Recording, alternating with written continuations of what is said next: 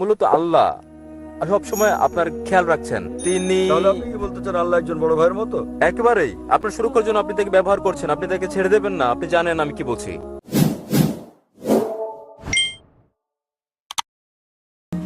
আমার প্রশ্ন হচ্ছে, কি জন্য আমার আপনার অন্যান্য মুসলিম ও আমার কিছু বন্ধুর মতো বিশ্বাস নেই? যদিও আমি ইসলাম অনেকখানি অনুসরণ করি এবং উমরা করেছি, কিন্তু এখনো আমি ইসলামে নিষিদ্ধ বেশিরভাগ পাপ কাজ করি এবং মাঝে মাঝে আমি নামাজ ইত্যাদিতে অলসতা করি, যা ইসলামে পালন করতে হয়। আমি অনেক বই পড়েছি অন্য ধর্ম সম্পর্কিত ও ষড়যন্ত্র তথ্য সহ, এবং ইউটিউবে আমি আপনার ভিডিও, প্রামাণ্যচিত্র ইত্যাদি দেখেছি এবং আমার মাথায় ঘুরপাক খায় অনেক প্রশ্ন আল্লাহ, রাসূল ও সমগ্র মুসলিমদের ব্যাপারে। এবং মূলত সবচেয়ে গুরুত্বপূর্ণ প্রশ্ন হচ্ছে, আপনি কোনো বিতর্ক কিংবা প্রশ্নোত্তরে বলেছেন আল্লাহ হচ্ছেন স্রষ্টা এবং তিনি অসৃজিত, কিন্তু আমার উপলব্ধি যার সৃষ্টি হয়নি তার অস্তিত্ব কিভাবে সম্ভব? তথাপি তিনি থাকলে কেমন করে আমরা তাকে বুঝবো, কিভাবে তাকে দেখব বা তার কথা শুনবো বা তাকে ভয় করব, কিন্তু তার অস্তিত্ব জানবো যেহেতু তিনি সৃষ্টি হননি? এটা আমার প্রশ্নগুলোর একটি। ভাই আহমেদ বললেন যে তিনি জন্মগত মুসলিম, তিনি এসেছেন ইরাক থেকে, তিনি কোরআন পড়েছেন, অন্যান্য বইও পড়েছেন, কিন্তু তিনি অনেক পাপ করেছেন। তিনি বিশ্বাস করেন, মাঝে মাঝে তিনি অজ্ঞেয়বাদী হয়ে পড়েন এবং প্রার্থনায় আলস্য করেন। ভাই আপনার আসল প্রশ্নের জবাব দেওয়ার আগে বলছি, যদি আপনি পাপ কাজ করেন এবং যদি আপনি প্রার্থনার ক্ষেত্রে আলস্য করেন, তাতে আপনি অমুসলিম হয়ে যাননি। যতদিন আপনি বিশ্বাস করেন প্রার্থনা করা ফরজ, মাঝে মধ্যে বাদ পড়লে সেটা পাপ। এটা বড় পাপ যে মাঝে মাঝে আপনি প্রার্থনা করেন না, তবে তাতে আপনি অমুসলিম হয়ে যাননি। যদি আপনি বলেন প্রার্থনার প্রয়োজন নেই, তাহলে আপনি কুফর করছেন। তবে যদি আপনি মাঝে মাঝে পাপ করেন, কখনো ছোটখাটো পাপ, কখনো বড় পাপ, তখন এটা হারাম, অর্থাৎ নিষিদ্ধ, কিন্তু তা আপনাকে ইসলামের বাইরে ঠেলে দেয় না। মাঝে মাঝে শয়তানের ওয়াসওয়াসায় আপনাকে বলে, ও তুমি মুসলিম, কিন্তু ইসলামের এটা ঠিক নয়, এটা ভুল, এবং এটা মানুষের মনকে বিক্ষিপ্ত করে দেয়। সে সময় আপনার ঈমান দুর্বল হয়ে পড়তে পারে। তবে এসব আপনার ভাবা উচিত নয় যে আপনি অমুসলিম। আপনার প্রশ্ন অনুযায়ী যা আমি আমার লেকচারে বলেছি, এবং আপনি ঠিক যে সর্বশক্তিমান ঈশ্বর হচ্ছেন স্রষ্টা, কিন্তু নিজে সৃষ্ট নন। আপনি জিজ্ঞেস করেছেন কিভাবে অসৃষ্টকে, কিভাবে আমরা অসৃষ্ট জিনিস দেখি, কিভাবে এটা সম্ভব? আল্লাহ সুবহানাহু ওয়া তাআলা হচ্ছেন খালিক, তিনি স্রষ্টা, এবং সংজ্ঞা অনুযায়ী তিনি অসৃষ্ট। কারণ সচরাচর মানুষ বলে, যখন তারা যৌক্তিকভাবে প্রমাণের চেষ্টা করে, সবকিছুরই স্রষ্টা আছে। কে টেবিল সৃষ্টি করেছেন? কাঠ মিস্ত্রি কোথায় পেলেন কাঠ? গাছ থেকে। সৃষ্টি করেছেন কে এই গাছ? উত্তর আসে আল্লাহ। অর্থাৎ যখন অনেক লোক চেষ্টা করে কোনো নাস্তিককে বোঝাতে, তখন তারা বলে সবকিছুরই স্রষ্টা রয়েছে, আর তখন তারা পড়ে ফাঁদে। যখন নাস্তিক থেকে প্রশ্ন করে আল্লাহকে কে সৃষ্টি করেছেন, তাহলে আপনি যদি আমার ক্যাসেট শুনে থাকেন, আমি কখনো সে পথে যাইনি। আমি জিজ্ঞেস করি নাস্তিকদেরকে, কিভাবে তুমি বিশ্ব ব্রহ্মাণ্ড সম্পর্কে জানলে, কিভাবে তারকারাজির সূর্যের কার্যপ্রণালী সম্পর্কে জানলে? তখন সে বলে, এবং পেছনে ফেরে বলে স্রষ্টা। তাহলে এটা পরস্পর বিপরীত।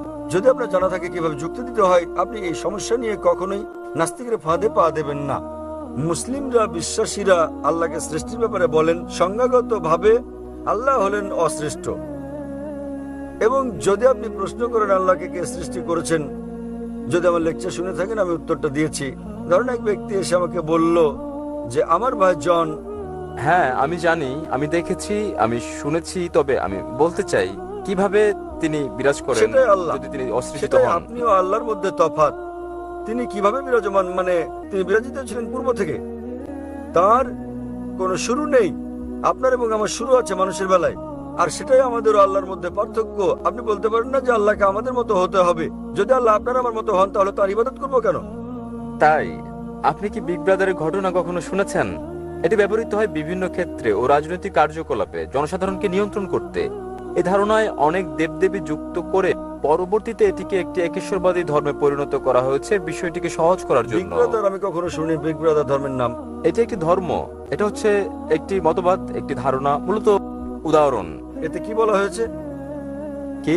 এই ধারণায় কি বলা হয়েছে? এতে কি বলা হয়েছে সেটা হচ্ছে, যখন আপনার একজন বড় ভাই থাকে, আপনার জীবনযাপন নির্বিঘ্ন হয়, যখন সার্বক্ষণিক দেখাশোনার জন্য আপনার কেউ থাকে, সবসময় আপনাকে বোঝেন, রক্ষা করেন, আপনার সঙ্গে থাকেন এবং আপনি তার সঙ্গে কথাও বলতে পারেন, যদিও তিনি কখনো আপনার সাথে কথা বলেন না, থাকতে পারেন আপনার স্বপ্নে ইত্যাদিতে, ফলে আপনার জীবন ধারণ সহজ হয়, যার কোনো বিগবাদার নেই এবং সব কাজ সহজে নিয়ন্ত্রণ করেন না এবং পুরোপুরি স্বাধীনতা ভোগ করা বড় শাসক ব্যক্তির জন্য বিপজ্জনক। এতে কি বলা হয়েছে আমি জানি না। বিগ ব্রাদার থাকতেও পারেন, বিগ ব্রাদার নাও থাকতে পারেন, তাতে কি এসে যায় ইসলাম এবং আল্লাহ? তাতে কি এসে যায়? কারণ মূলত আল্লাহ সব সময় আপনার খেয়াল রাখছেন। তিনি তাহলে আপনি কি বলতে চান আল্লাহ একজন বড় ভাইয়ের মতো? একেবারেই আপনার সুরক্ষার জন্য আপনি তাকে ব্যবহার করছেন, আপনি তাকে ছেড়ে দেবেন না। আপনি জানেন আমি কি বলছি। দেখেন, এটা হচ্ছে একটা হাইপোথেসিস, এটা হচ্ছে একটা ধারণা। যদি আপনি শুনে থাকেন কিভাবে আমি বোঝাই কোন নাস্তিককে, যদি আপনি আমার উত্তর শোনেন, আপনি বলেছেন আমি অজ্ঞবাদী, আপনি নাস্তিক। হ্যাঁ, আমার প্রথম কাজ হচ্ছে আমি তাকে অভিনন্দন জানাই। কি? আমি তাকে অভিনন্দন জানাই। হ্যাঁ আপনি কি হ্যাঁ। আমার উত্তর শুনেছেন? হ্যাঁ, আপনি তাকে অভিনন্দন জানান। তবে আমি কোনো নাস্তিকের সঙ্গে আপনার বিতর্ক দেখিনি, আমি কেবল কিছু প্রশ্নের জবাব দিতে দেখেছি। ফাইন, তাহলে কি আপনি নাস্তিকের উত্তর শুনেননি? না, তবে আমি ডেভিড উইলিয়াম ক্যাম্পবেলের সঙ্গে আপনার বিতর্ক দেখেছি। এবং ডেভিড উইলিয়াম ক্যাম্পবেল তো নাস্তিক নন। জি জি, যখন কোন নাস্তিক আমাকে বলে তিনি আপনার মতো বিগ ব্রাদার তত্ত্বের মতো ঈশ্বরে বিশ্বাস করেন না, হ্যাঁ এবং আপনি এই তত্ত্বে বিশ্বাস করলে আমি আপনাকে জিজ্ঞেস করব, প্রথম কাজ হচ্ছে আমার নাস্তিককে অভিনন্দন জানানো। কেন জানেন? হ্যাঁ, কারণ তারা ভাবে এবং তারা অনুসরণ করে না যা তাদের পিতামাতার করে এবং যে জাতীয়। না, আমি তাকে অভিনন্দন জানাই কারণ তিনি অন্ধবিশ্বাস করেন না। অন্যরা অন্ধবিশ্বাস করছে। তিনি খ্রিস্টান কারণ তার পিতা খ্রিস্টান, তিনি হিন্দু কারণ হ্যাঁ। তার পিতা হিন্দু, বেশিরভাগ মুসলিমের পিতা মুসলিম হওয়ার কারণে মুসলিম। তিনি ভাবছেন, তিনি বলছেন কোনো ঈশ্বর নেই। তিনি বলছেন ইসলামী শাহাদার প্রথম অংশ লা ইলাহা। যে কারণে আমি তাকে অভিনন্দন জানাই তা হচ্ছে তিনি বলছেন প্রথম অংশ ইসলামী শাহাদার, ইসলামী রীতির লা ইলাহা। কেবল যে জিনিসটা আমাকে করতে হবে তা হচ্ছে ইল্লাল্লাহ, যা আমি করবো ইনশাআল্লাহ। তাই যদি আপনি আমার উত্তর শুনে থাকেন, একজন নাস্তিক হয়েছেন কারণ তিনি বিজ্ঞানে বিশ্বাস করেন, যুক্তিতে বিশ্বাস করেন। অথবা আমি তাকে জিজ্ঞেস করি, যদি তার সামনে একটি যন্ত্র আনা হয় যা বিশ্বের কেউ কখনো আগে দেখেনি, এবং যদি এই প্রশ্ন করা হয় যে কে সর্বপ্রথম এই নতুন যন্ত্রের গঠন পদ্ধতি বলতে পারবে, তাহলে উত্তরটা কি? অবশ্যই এর স্রষ্টা, এর উৎপাদনকারী, এর নির্মাতা। স্রষ্টা, উৎপাদনকারী, প্রস্তুতকারী। তাহলে যখন আমরা তাকে জিজ্ঞেস করি যে কিভাবে এই পৃথিবী সৃষ্টি হলো, তিনি বিগ ব্যাং এর কথা বলবেন। তিনি যা বলবেন তা 1400 বছর আগে উল্লেখ করা হয়েছে কোরআনে, সূরা আম্বিয়া অধ্যায় নম্বর 21 আয়াত নম্বর 30। أولم ير الذين كفروا أن السماوات والأرض كانت رتقا فتقناهما। অবিশ্বাসীরা কি দেখে না আসমান ও জমিন একত্রিত ছিল এবং আমি তাদের পৃথক করেছি? এটা আপনারা জেনেছেন 50 বছর আগে কোরআনে এটা উল্লেখ করা হয়েছে। 1400 বছর আগে কে উল্লেখ করতে পারেন?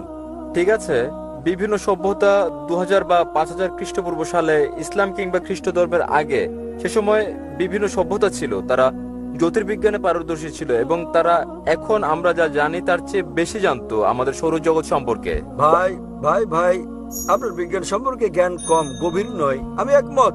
এমন কিছু বিষয় রয়েছে যাকে বলা হয় হাইপোথিসিস।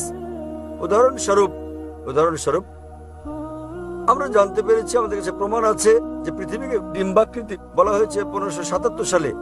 আমি জানি যে খ্রিস্টপূর্ব 600 সালে পিথাগোরাস ছিলেন যিনি বিশ্বাস করতেন যে পৃথিবী ডিম্বাকৃতি। পিথাগোরাস বিশ্বাস করতেন পৃথিবী ডিম্বাকৃতি। তিনি এও বিশ্বাস করতেন পৃথিবী মহাবিশ্বের কেন্দ্রবিন্দু, যেটা ছিল ভুল। আপনি আমাকে এমন একটা সভ্যতা দেখান যা কোরআনে বর্ণিত সবকিছু বিশ্বাস করত। আমি আপনাকে চ্যালেঞ্জ করছি, আপনি যা বলেছেন, আপনি কি বোঝাতে চান? কোন ব্যক্তি ছিলেন যিনি বলেছেন ঠিক আছে এই সভ্যতার 100টি জিনিসের মধ্যে 2টো জিনিস ঠিক, 100 জিনিসের মধ্যে 5টি জিনিস ঠিক। এই 100-র মধ্যে যাচাই বাছাই কে করতে পারেন? আর কেউ নন, স্রষ্টা। যদি আপনি জানেন 10টি ভিন্ন ভিন্ন সভ্যতা ছিল, শত শত সভ্যতা ছিল, আমরা জানি অতীতে এমন একটিও সভ্যতা ছিল না যারা বিজ্ঞানের সবকিছু জানতো আজ আমরা যা জানি। তাহলে কোথায় আপনার যুক্তি, কোথায় আপনার তত্ত্ব? আমি জানি নির্দিষ্ট বিষয়গুলো ছিল ধারণাগত, যা পরে প্রমাণিত হয়েছে, কিন্তু এমন একটি সভ্যতাও ছিল না যারা সবকিছু জানতো যা কোরআনে উল্লেখ করা হয়েছে। তাহলে উত্তর চলে আসছে মূল প্রশ্নের, এসবগুলো কোরআনে কে সংরক্ষণ করেছেন? 1400 বছর আগে কেউ কি পারত বলতে ঠিক আছে 100 জিনিসের মধ্যে 3টি ঠিক, এই 100-র মধ্যে দুটো ঠিক, এই 100-র মধ্যে এটা সম্ভব নয়, গাণিতিকভাবে এটা সম্ভব নয়। Well, আপনি অতিরিক্ত কোনো বিষয়ের ধারণা দেননি। আমি বুঝাতে চাই জ্ঞানী শক্তি এবং ভাই, আমি আপনাকে একটা সহজ প্রশ্ন করেছি, এখানে বিতর্ক করতে আসিনি। হ্যাঁ, আমি আপনাকে একটা প্রশ্ন করছি, এমন একটা সভ্যতার কথা বলুন, আপনি অন্য কিছু জানতে চাচ্ছেন।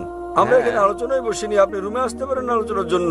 আপনি প্রশ্ন করবেন, আমি আপনাকে উত্তর দেব। আপনি পুরনো সভ্যতার কথা বললেন, আমি বললাম ঠিক বলেছেন, তবে 100-র মধ্যে 98টি ছিল ভুল।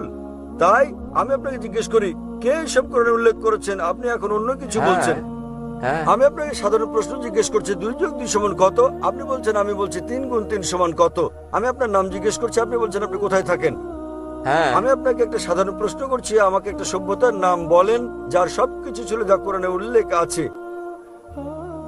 আপনি একটুও জানেন কিনা? হ্যাঁ কিনা? ওয়েল, সবকিছু অবশ্যই নয়। এমনকি 10%ও নয়। কেন? বেবিলনীয়রা তো জানতো কিছু গ্রহ সম্পর্কে এবং এই ধরনের।